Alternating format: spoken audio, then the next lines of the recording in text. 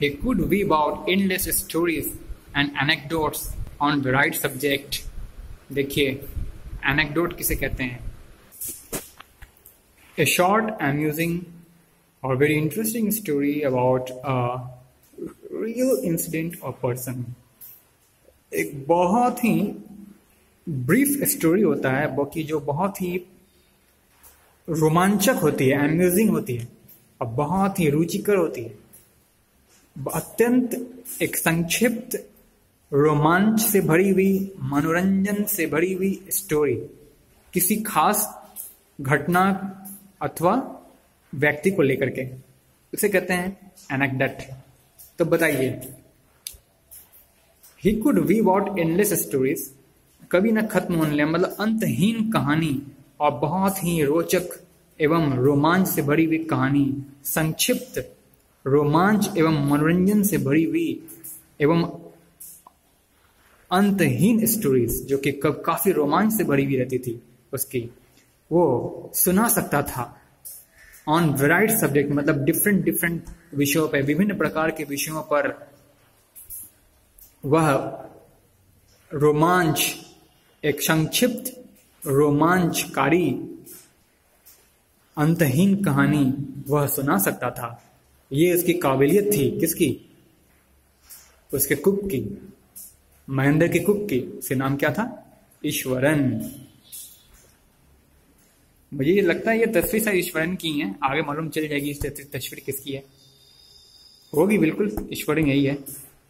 चलिए, Ishwaran also had an amazing capacity to produce vegetable. देखिए और कितनी क्षमता है इस आदमी के पास। He has an amazing capacity to produce vegetables and cooking ingredients।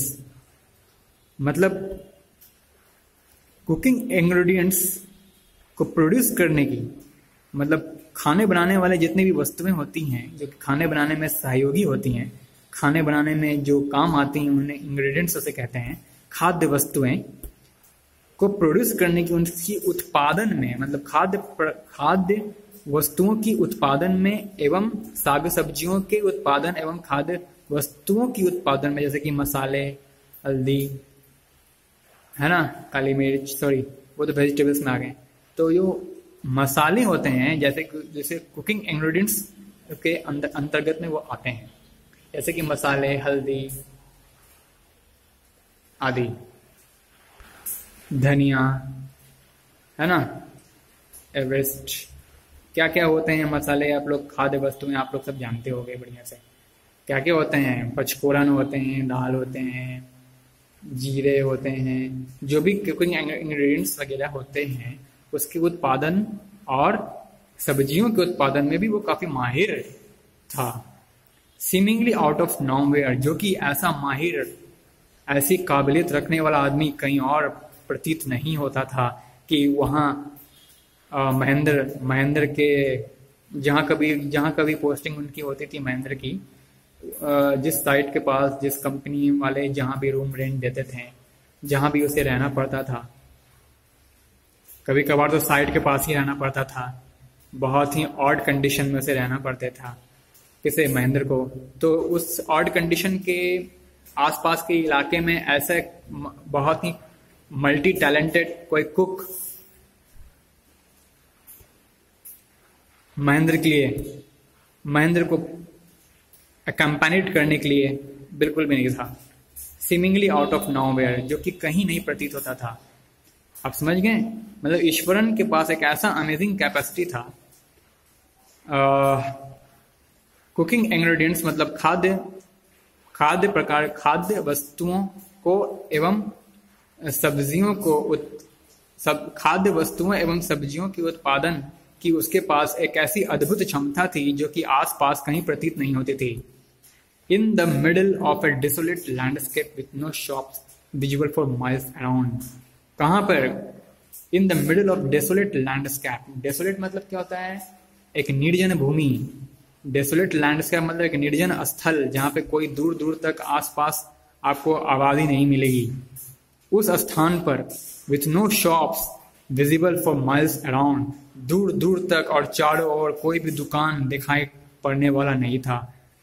With no shops visible for miles around, मतलब माइल्स तक, मीलों तक कोई भी दुकान दिखाई नहीं देती, और जो स्थान बिल्कुल निर्जन था, जहाँ और कोई व्यक्ति रहता नहीं था, केवल वो कार्यस्थली माना जाता था, वैसे स्थान पर एकमात्र जो सर्वगुण संपन्न व्यक्ति था, अर्थात सारे गुणों से युक्त व्यक्ति जो था, वो ईश्वरन ही था, जो कि अपने मास्टर अर्थात महेंद्र के लिए सब प्रकार की सहायता प्रदान करने के लिए सदैव खड़ा रहता था। He would miraculously conjure up the most delicious dishes made with fresh vegetables within an hour of arriving at the zinc sheet shelter at the new workplace. Miraculously conjure up, miraculously मतलब चमत्कारी ढंग से, conjure का मतलब होता है मतलब to create with magic, to gather something with magic, मतलब जादुई और चमत्कारी रूप से किसी भी डिलीशियस भोजन को तैयार करने का उसके पास एबिलिटी था। He would miraculously conjure up the most delicious dishes, ठीक है, बहुत ही स्वादिष्ट भोजन को चमत्कारी ढंग से तुरंत, अर्थात कहिए miraculously conjure up मतलब होता है magically, to gather something with magic। Suppose he would क्या कर सकता था, वो miraculously conjure up the most delicious dishes made with fresh vegetables within an hour of arriving at the zinc sheet shelter at the new workplace। सबसे पहले आप लोग जानिए ये जिंक शीट शेल्टर क्या होती है। It is a temporary place to live with the roof made with metallic sheet. एक अस्थायी प्लेस है, स्थान है, एक अस्थायी स्थान रहने को with roof made with metallic sheet, जिसकी छत धातु, पतली धातु की चादर होती है ना, धातु की चादर की बनी हुई जिसकी छत होती है। मेटालिक शीट की जिसका रूफ होता है, धातु की चादर से बनी हुई जिसकी छत होती है, उस स्थान को कहते हैं, उस अस्थायी स्थान को कहते हैं जिंक शीट शेल्टर, मतलब जिंक शीट की बनी हुई आवास, जिंक शीट का बना हुआ आवास कह सकते हैं आप। तो हम क्या जान रहे थे,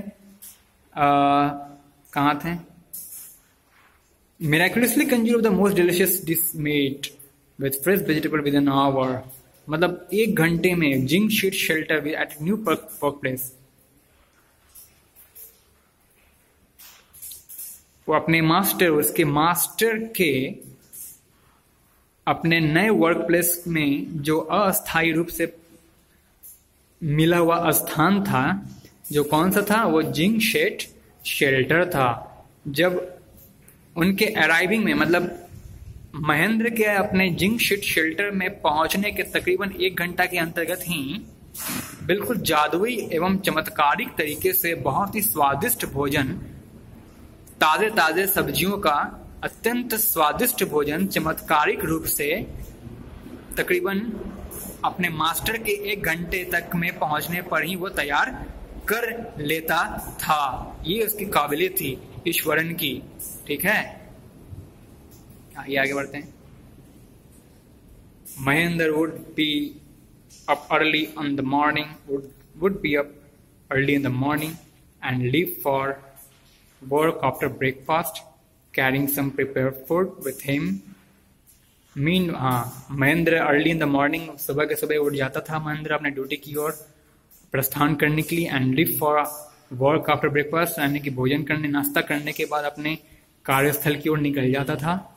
carrying some prepared food with him, और कुछ पके हुए भोजन लंच के लिए, आफ्टर मील, मील के लिए भी, अपने दोपहर के भोजन के लिए कुछ तैयार लंच भी ले जाया करता था।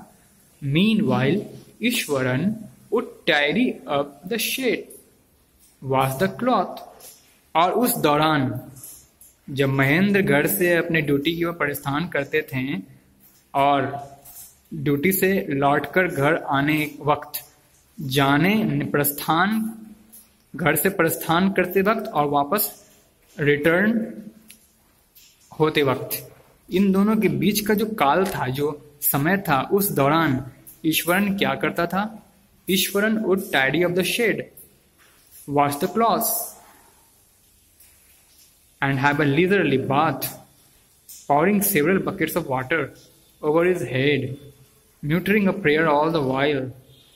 इस दौरान ईश्वरन देखो क्या करता था? Tidy off the shed, wash the cloth, कपड़े धो डालता था, and have a leisurely bath,